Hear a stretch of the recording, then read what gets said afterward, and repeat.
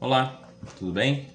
Esse aqui é um vídeo, vamos dizer assim, uma tentativa de começar um projeto. Queira Deus que eu consiga continuá-lo e dar cabo nisso, né? Mas estava relembrando algumas coisas que eu estudava no ensino médio até, vamos dizer assim, rememorando elas. Lembro de... E aí acabei encontrando uma coisa interessante, né? Já tinha uma ideia de começar a gravar vídeos com esse intuito, né? De, vamos dizer assim, produzir vídeos sobre teologia, né? Mas começar eles a esmo, né? Parece muito, assim, despretensioso demais até, né? Mas eu reencontrei algumas coisas que eu estudava até em um fulano chamado Feynman. Ele é um físico. E o Feynman, ele até tem uma ideia sobre como você estudar alguma coisa, né? Se não, você buscando explicar essa coisa para alguém, né? Bom, isso pode me ajudar nos meus estudos. Não entrando muito no que ele trata, né? Lembro de ter lido até pelo menos uma parte das lições de física dele. No prefácio ele fala algo sobre isso, né? Sobre essa necessidade da educação, assim, né? De buscar explicar para alguém outro. E se você não tem essa capacidade de explicar para alguém outro, é porque você de fato ainda não entendeu aquela coisa, né? O entendimento está ligado à sua capacidade de conseguir explanar ela. Daria para dizer muita coisa sobre isso, mas então vamos lá. Então eu vou tentar fazer isso. Esses vídeos vão tentar ser um meu estudo, né? Eu explicando isso para uma câmera que está aqui na minha frente. Pois bem, então, seguinte. Talvez a ideia de fazer uma sistemática, para mim, me pareça muito grandiosa, assim, né? Eu acho que não tem, inclusive não tem essa capacidade. Produzir uma sistemática, né? O que é uma sistemática? Sistemática é aquela coisa que tenta organizar as verdades da fé, né? Então, você produzir vamos dizer assim, todo um arcabouço, todo um desenvolvimento lógico que englobe as verdades da fé e organize elas, coloque elas no seu lugar. Isso é uma sistemática, né? E houveram muitas tentativas ao longo da história, poderia dizer. Houveram um tempo em que talvez as sistemáticas elas eram feitas num formato epistolar, de cartas, né? Fulano mandava uma carta para outro e eles conversavam assim por meio disso, e com isso eles desenvolviam a fé, né? Muitos escritos foram feitos assim, né?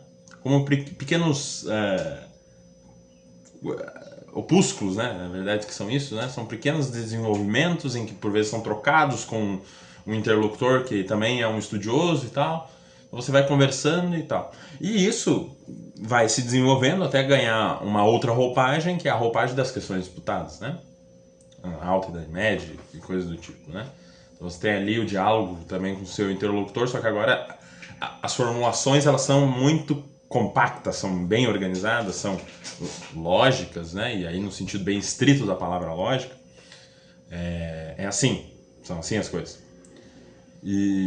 E até chegar, vamos dizer assim, na Idade Moderna, tem que a sistemática ela ganha em outra roupagem. Ela perde essa roupagem assim, conversativa e ela ganha uma roupagem descritiva. Por que será, né? Ela quer descrever, né? E se você abre uma sistemática, não precisa citar aqui agora, né? Mas você vai ver ali que aquele fulano ele vai estar tentando descrever tudo. Ele vai tentar gerar uma organização que encaixe tudo ali, né?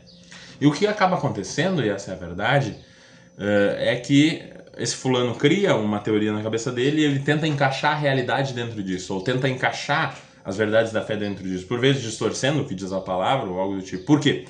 Porque ele partiu da premissa de que as coisas precisam ser organizadas não segundo elas de fato são, mas segundo aquilo que ele criou na cabeça dele. Então ele força, por vezes, a sistematização, força o texto bíblico, algo do tipo, né? E isso é muito ruim. Muito ruim. Então, né, sei lá, talvez agora uma ideia minha. Como fazer uma sistemática? Será que não tem como fazer uma sistemática em vídeo? Essa é a verdade. Até porque a imprecisão das palavras num discurso, elas são muito grandes, né? Num discurso eu não consigo ter a precisão da palavra para conseguir encaixar as coisas da maneira mais exata, né? Já estou entrando como os sistemáticos modernos trabalham, mas isso também não tem problema, né? Mas veja, não tem como. Mas tem como fazer uma coisa, que é uma espécie de, vamos dizer assim, uma espécie de contemplação. E é agora a ideia que eu tenho. A verdade, ela é como uma catedral, né? E o sistemático é aquele fulano que tenta desenhar a catedral, né? E ele vai tentar desenhar tudo que ele consegue daquela catedral. Tenta fazer um esboço. Mas a verdade é que a sistemática ela sempre vai ser apenas um esboço dessa catedral da verdade. Apenas um esboço, não mais do que isso. E por isso esse esboço sempre vai conter lacunas. Sempre vai conter lacunas. Você nunca vai conseguir fazer uma sistemática absoluta sobre toda a teologia, né? Você não vai ter um manual teológico completo. Porque ele, mesmo que tivesse sido começado na época dos apóstolos, ainda não teria sido terminado. Não sei se estaria na primeira parte ainda, né? Mas então, porque a catedral ela é grande, muito grande. Ela é inabarcável, a catedral da verdade. Por isso a sistemática ela tem essas lacunas. E a pergunta é, quais lacunas você vai deixar? Se você vai fazer uma sistemática, quais vão ser as lacunas que você não vai descrever? E quais você vai descrever? E quais você vai considerar essencial para estarem na sua sistemática e quais não? Bom, diria ainda, né? Sobre a sequência. Por onde começar? Por onde a gente começa a desenhar essa catedral? Será que a gente começa a desenhar a partir do altar? Talvez alguns vão dizer isso, né?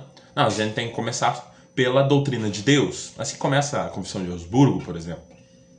A gente tem que começar por ali. Sim, é uma boa. Você começa então a desenhar a catedral, você desenha o altar, depois desenha as coisas que estão ao redor dele, assim por diante e tal, ok. Mas talvez alguns vão dizer, não, a gente deve começar por, uma palavra difícil, né? Por uma epistemologia da teologia. Isso quer dizer o quê? Sobre uma doutrina da Sagrada Escritura, né? Como estudar a Sagrada Escritura para então você chegar nos assuntos teológicos de fato. E aí você vai fazendo essa digressão. Só que se você quer fazer uma sistemática completa, a verdade é, você vai voltando para trás, para trás, para trás, você vai ter que partir dos primeiros princípios que são tão anteriores a você chegar lá na ciência teológica, é tão distante que quando você tiver 60 anos, talvez você vai estar entrando na primeira questão sobre Deus, né? Se você quer fazer todo esse preâmbulo antes, e esses são de fato chamados preâmbula fidei, que são preâmbulos da fé, se você quer fazer todos eles antes de você chegar na primeira questão teológica de fato, não tem como, né? Então, não tem. Você quer começar a descrever primeiro os alicerces da catedral, depois as colunas, tudo bem. Mas, então, por onde começar? Essa é uma pergunta que eu me fiz. E aqueles que dirão que a sequência importa vão questionar isso, mas e se nós começar, tipo, por um aleatório? Não digo aleatório de fato, né? Mas por vamos assim, começar por um assunto aí, né? Bom, veja, sobre a sequência. Eu disse que a Confissão de Augsburgo começa sobre a doutrina de Deus. A forma de concórdia tem um prefácio ali sobre a doutrina da Sagrada Escritura, mas não é uma epistemologia da teologia que está ali descrita, né? Mas de fato ela começa então pelo pecado original, o livre-arbítrio e tal, então segue. Então o que está descrito ali? Ele não começou falando sobre Deus, mas começou falando sobre, talvez porque já pressupunha que a sequência estava na Confissão de Augsburgo, mas ele começa então fazendo uma linha da salvação. Me parece então que a forma de concórdia, a sequência dela quer descrever a salvação, sobre o estado do ser humano, sobre como ele se encontra e tal, como ele é salvo, a doutrina de Cristo, Santa Ceia, e segue, né? Bom, pode ser uma sequência. Mas será que é isso? Bom, se a sequência importa, e aqui já é uma afirmação forte, eu acho, se a sequência importa, a gente tem um problema. Porque se eu digo, a sequência importa. O que eu estou dizendo no fundo é que a forma como eu vou descrever a catedral muda a catedral, né? Se eu começar sobre a doutrina de Deus, ou eu começar com o pecado original, ou eu começar pelos preâmbulos fidei, ou eu começar pela cristologia, ou qualquer coisa, né? Se eu disser, não, a forma por onde eu vou começar vai mudar os resultados. Isso, no fundo, eu estou dizendo, a forma como eu descrevo, como eu desenho a catedral muda. Então muda a catedral. Então você é um mau desenhista no fim, né? Se o seu trabalho é descrever a catedral, não importa por onde você começa, né? Porque você não é um ativo nesse processo. Você é só um passivo. Você está ali para desenhá-la e saber deixar as lacunas certas, né? E saber o que é essencial. Então, por onde você vai começar? Essa é a pergunta, meu filho. E eu disse aleatório, porque eu acho que eu vou começar pela antropologia. Não sem motivo, porque eu acho que a antropologia é algo que está muito perdido, né? E como a gente perdeu a doutrina sobre o ser humano, a gente precisa retomá-la para... Porque isso é uma verdade. A verdade, ela é una. Se você erra numa doutrina, desemboca sim que você erra em muitas outras, se não em todas. Não existe erros isolados. Acho que a doutrina sobre o ser humano, ou vamos dizer assim, a antropologia cristã, ela é muito perdida, né? E muito difícil de você descrever hoje em dia, afinal, né? Não quero colocar tudo aqui já hoje, né? Mas talvez alguns vão dizer assim para mim: não, mas você está começando falando sobre o ser humano. Isso é uma teologia da glória. A teologia que parte do ser humano é a teologia da glória. Bom, eu estou supondo que algum interlocutor já vai me dizer isso, né? E, como eu disse, se o local que a gente vai começar a descrever isso aí vai mudar a forma como o resultado, né? Se a forma como eu descrevo vai mudar o resultado, a verdade é que eu sou um mau desenhista, né? E na verdade o que eu estou fazendo é aquilo que eu falei antes. Eu não estou tentando desenhar simplesmente a catedral como um ator passivo, mas eu estou tentando encaixar a catedral dentro daquele sistema que eu formulei. Uma frase famosa, né? Até eu não estou tentando colocar minha cabeça no céu, mas a verdade é que eu estou tentando é colocar o céu dentro da minha cabeça. E o que vai acontecer é que minha cabeça vai explodir. Não tem como. Ou eu vou fazer sacrifícios grandes demais, né? Então a catedral, ela é isso. Ela é uma coisa que eu sou um ator aqui que eu vou tentar fazer um pequeno desenho dela, né? Se eu conseguir desenhar apenas um vitral dessa catedral, já tá bom. Se eu conseguir fazer pelo menos uma das doutrinas muito bem desenvolvidas e articuladas e vamos dizer assim, finalizadas, um vitral, né? Tudo bem, já está feito, né? Já está feito. Essa disposição de tentar fazer a articulação da catedral inteira, para mim é grande demais. Então eu vou começar sobre um vitral, o qual talvez eu tenha uma capacidade de conseguir descrevê-lo e tal. Se a partir desse vitral, então, eu conseguir ir desenvolvendo, talvez algum dia eu chegue a descrever o altar, a doutrina sobre Deus. Talvez algum dia eu chegue a descrever, etc, né? É só uma analogia isso aqui, né? Tudo bem, então eu vou começar sobre antropologia.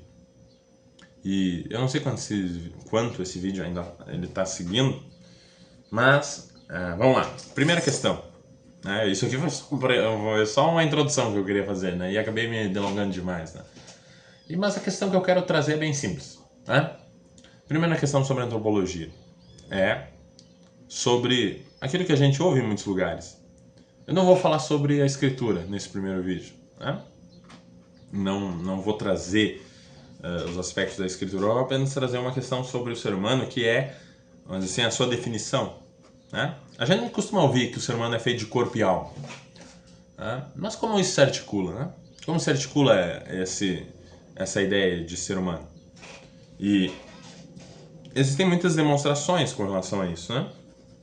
Com relação será que a gente tem uma alma? Como é que a gente prova que a gente tem uma alma? O que é uma prova? O que é uma demonstração? Veja, tem dois sentidos de demonstração. Às vezes eu tenho um sentido de demonstração que é a demonstrar ipsis literis, né? Eu vou de fato fazer aquela demonstração que ela é como que indubitável, irrefutável, né? Ela é simplesmente descrição da verdade, que é aquela demonstração puramente lógica, né? Segundo as premissas estabelecidas, as conclusões precisam ser essas. Essa é um tipo de demonstração. Mas quando a gente fala demonstração num sentido um pouco mais lato, o que a gente está querendo dizer é simplesmente um convencimento ao interlocutor. Ah, fulano demonstrou alguma coisa. Talvez ele só tenha convencido o seu público de que aquela coisa era uma realidade. Por vezes eu vou fazer desses dois jeitos, né? Por vezes eu vou tentar fazer uma demonstração lógica, né? O que dá mais trabalho, o que é mais preciso, mas mais frio, né? Não é tão... Por vezes a gente vai utilizar de demonstrações que são simplesmente convencimentos ao interlocutor. Sobre o ser humano composto de corpo e alma, eu vou fazer uma demonstração desse segundo tipo, um pouco mais apenas um convencimento, né? Sobre a alma, né? O que define o ser humano? Talvez é a primeira pergunta. A gente já ouviu várias definições, né? Até pessoas que falavam que o ser humano é um bípede sem penas, né? Qual que é a definição que a gente pode colocar de ser humano? O ser humano é o cara que é composto de 4 braços e uma cabeça, 2 olhos e etc, etc, etc. Você faz uma descrição material do ser humano. Mas daí a pergunta que fica é, mas e aquele cara que não tem braço? Que talvez perdeu o braço? Ou aquele cara que nasceu sem braço? Ou aquela pessoa que nasceu sem muitas partes do corpo, e etc. Ele não é um ser humano? Será?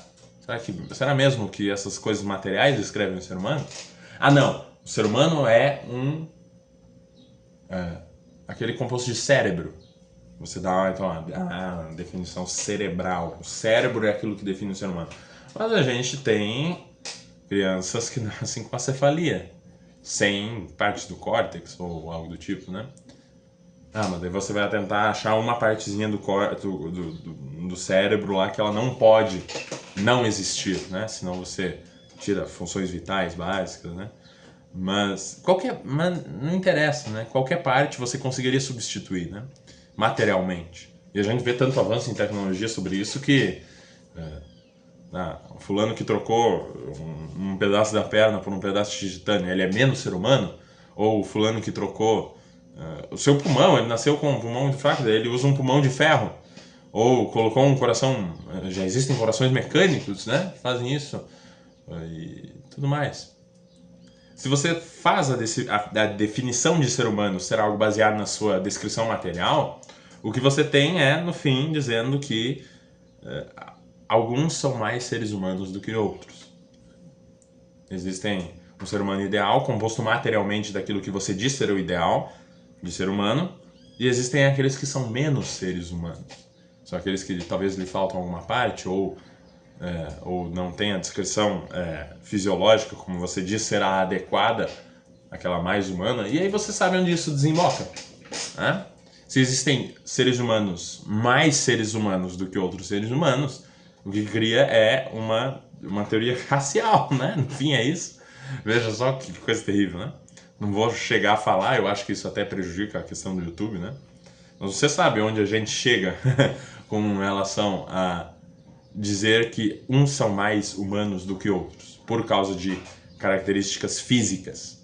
Mesmo o cérebro, como eu disse, crianças com acefalia são seres humanos. Ou seja, não importa a descrição material que você queira dar, ela não é a definição de ser humano. Não é, não pode ser. Porque senão você cai numa teoria de segregação racial, né?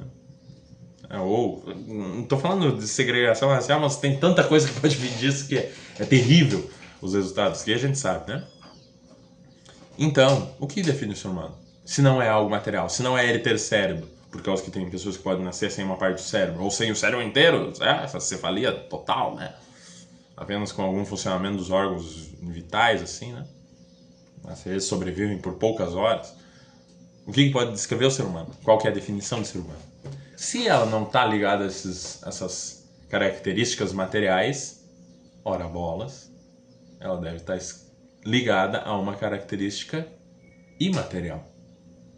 Ora, e vamos dizer assim, vamos dizer assim, provado ou demonstrado assim, né? Logo aquilo que define o ser humano é imaterial.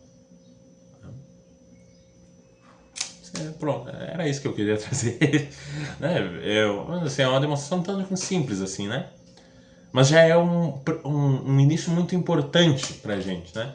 Existe uma realidade imaterial do ser humano, a qual lhe define, lhe tem preferência segundo a sua parte material. Né? Sem definir o que é material e imaterial, isso a gente pode deixar para assuntos muito mais à frente, né?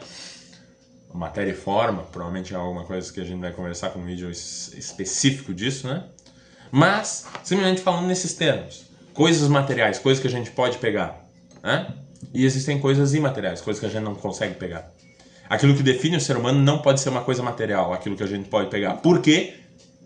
E daí a gente vai fazer absurdos, né? Absurdos sociológicos, absurdos éticos, absurdos. Então aquilo que define o ser humano é imaterial. É aquilo que a gente chama de alma. Mas aí a gente já vai ir muito mais à frente. O que eu quero fazer para o próximo vídeo é, então... Aí sim, como eu disse, eu não falei sobre escritura nesse vídeo, né? Mas aí a gente começar então sobre os conceitos de alma que a gente encontra na escritura. Fazer uma pequena análise exegética desses termos, desses textos que falam sobre o assunto, para seguir adiante. Tá? Deus abençoe a todos nós. Né? Amém.